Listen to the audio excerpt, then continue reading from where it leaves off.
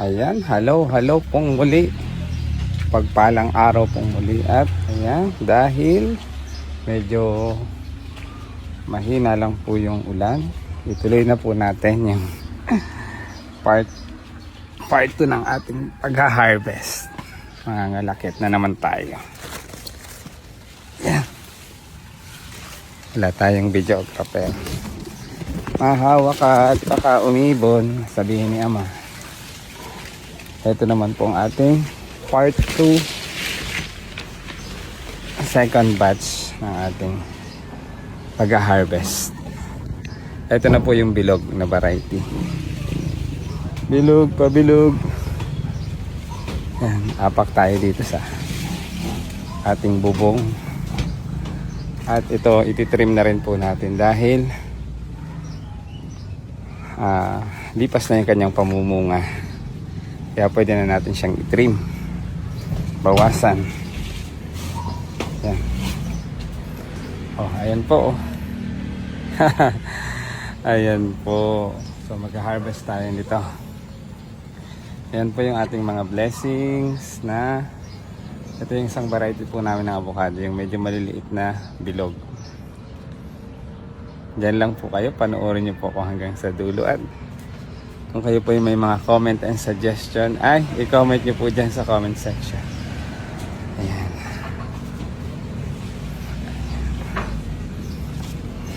Yung bibili po ay uunahin ko po muna yung mga nagpa-reserve po. Kaya pasensya po dun sa mga iba na hindi natin mabibigyan kasi nga po hindi lahat. Ayan. Medyo malalaki na po. Tingnan niyo po. Talagang ayan oh. So ang sabi ko nga sa mga nagtatanong, sir, hindi ka pa nagtitinda ng avocado? Kasi nga po yung maturity niya hinihintay po natin. Talagang month of August po talaga yung sa amin. Medyo late bloomer. Kasi nga po hinihintay po natin yan. Ito, tingnan niyo po ito, kunin natin. Ito na po yung talagang maturity niya, pero lalaki pa rin po ito. Ito po yung bilog, maliit, pero maligat din po ito. Mas maligat pa. Ayan, blessings. Ayan, dito tayo sa bubungan. Ayan. Wala tayong videographer, kaya sariling kayod tayo. Yan po. O, ito po mga 6 na guhit po yung dalawa nito. Okay? Nag-bonnet po tayo kasi medyo umaambon. Lagay natin dito para medyo nakatayo yung ating cellphone. Huwag lang mahuhulog at tayo ay pagagalitan ni boss manager. Huwag kang mahuhulog. Ayan o. O yan po, naabot na po yung talagang maturity niya, pero lalaki pa po rin yun. Iba po nito, pag sobra ng laki ay pumuputok. Sumasabog. Tanggalin natin yung tangkay para mas mabilis mahinog. Ayun po ang tips para pag mabilis mahinog yung ating avocado. Tanggalin natin po yung tangkay. Tanggalin na natin din ito kasi pinakita ko lang yung dalawang magkasunod kasi para mas mabilis mahinog.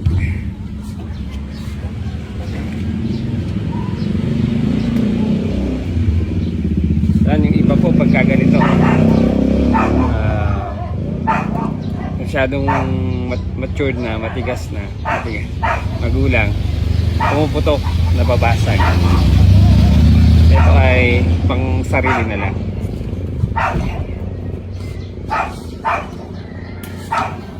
Tinuna po natin yung nandito sa naabot natin. Mamaya gamit tayo ng panungkit. Siyempre ang kukunin po natin ay yung talagang matured na. Ititira natin yung maliliit.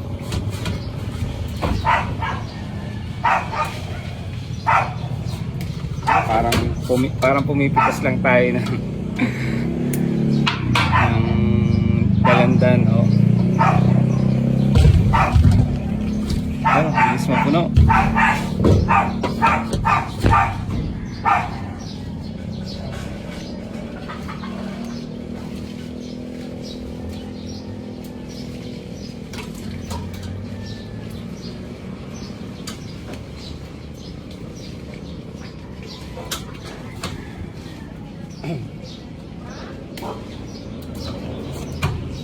Oh, ito po, tingnan nyo po, oh, laki-laki. Oh. Halos kasi laki rin po nung aking kinukuha kahapon.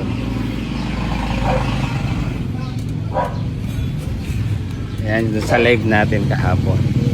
Iikot yung ating cellphone. Gawa pala ng naapakan.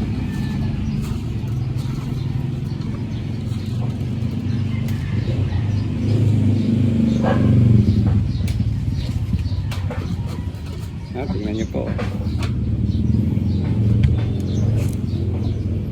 Tsaka dinadahan-dahan po natin dahil tulad rin po ng mangga yan na kapag nabagsak nagkakaroon ng pasa. Yan, natin yan.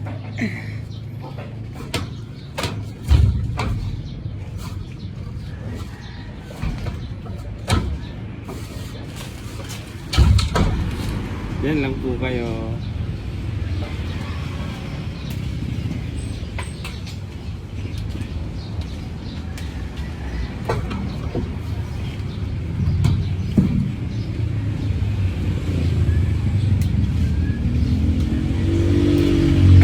Dahil meron na po kaming bubong dito kaya abot kamay ko na ang pagpitas.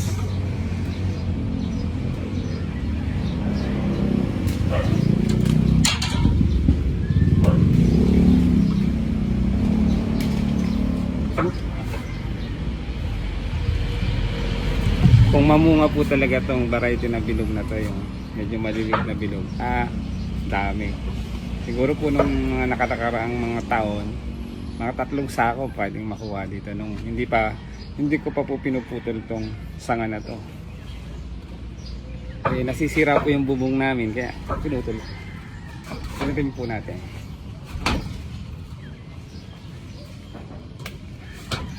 Oh, laki oh.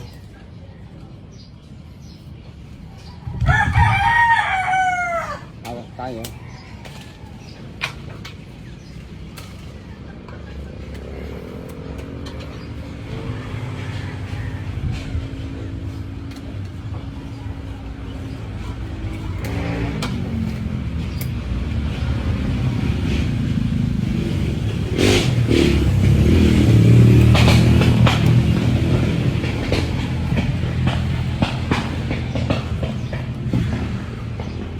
Ayan o, tingnan o, bigat na.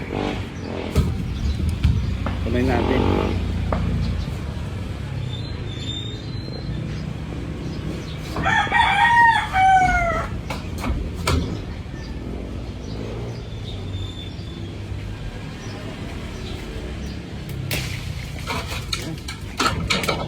So ito po, talagang kinuha ko po na nasa sanga.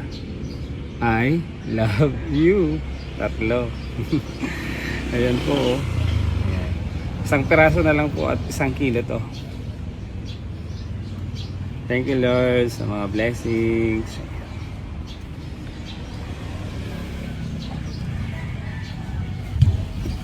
Ayan. Tignan pa natin.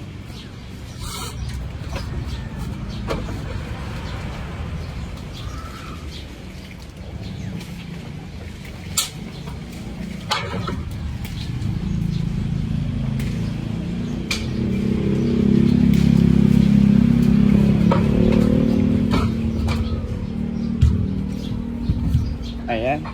Dahil yung ating ipakita po ako sa inyo.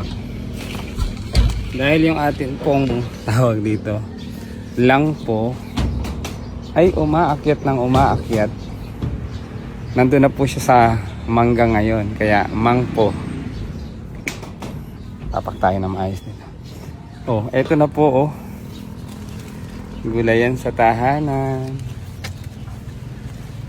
Mangpo na po dahil siya ay nasa sanga ng mangga. Mangpo, langpo, guwa po dahil nasa Guyabano. Ayan pa po oh. Oh, ayan yung bunga malalaki-laki. Ito pa po oh. Ayan pa po. And later mga ilang araw po ay i-harvest na rin natin yan para nabibili po. Ayan, may income tayo sa ating gulayan sa tahanan. Oh. Mang po. Saan pa isa? Ako nandito pa isa. Nandiyan na po yan sa oh. Mangga. At pag yan po ay tawag dito. Pag yan po ay gumapang pa sa avocado natin ito. Avocado. Talaga nakakatuwa. Ayan.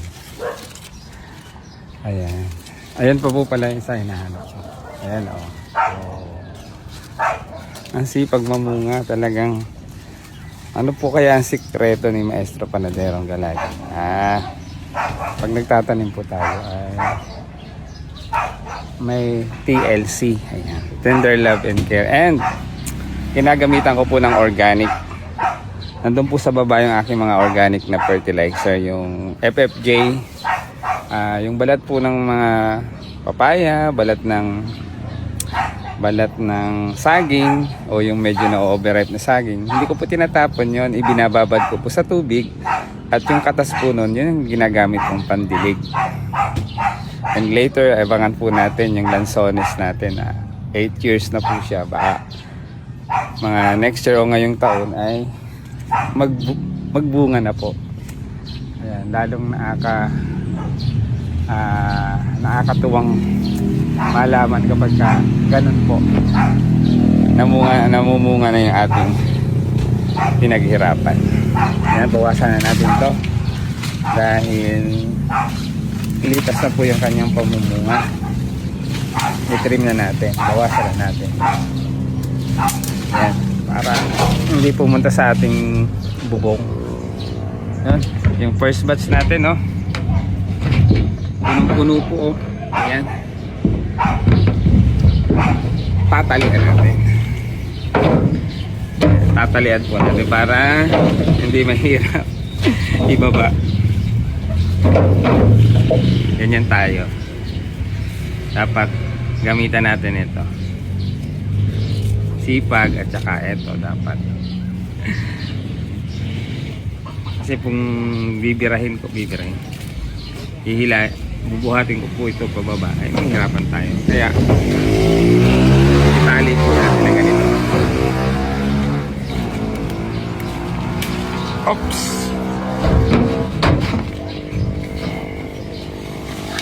Yan, para hindi tayo mahirapan sa pagbaba. Kung may sasakap po doon, edi sasakapin na lang. Para hindi din mabugbog yung ating di ba? Nandun na po sa baba. Mabilis lang. Yun nga lang. Talagang medyo mapagod. Matrabaho. Kailang po yan. Ito babawasan na natin.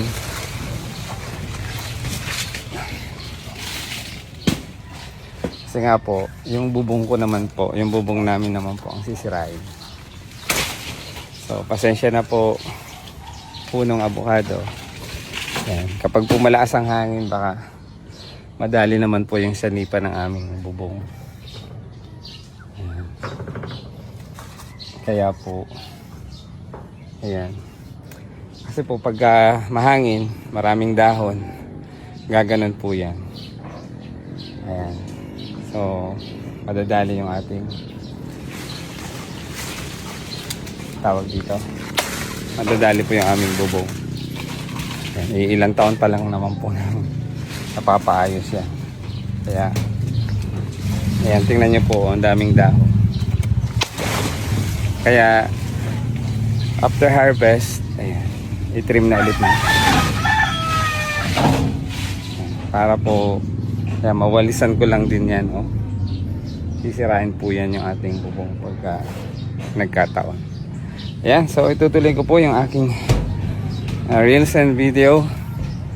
Ayan, sa pag-harvest ng ating mga blessing. So mamaya ko po ipakita sa inyo yung first batch and second batch natin na harvest mula dito sa ating prutasan sa tahanan. Hindi lang prutasan sa tahanan, gulayan din po sa tahanan. Thank you for watching and God bless us always. Thank you Lord for all the blessings.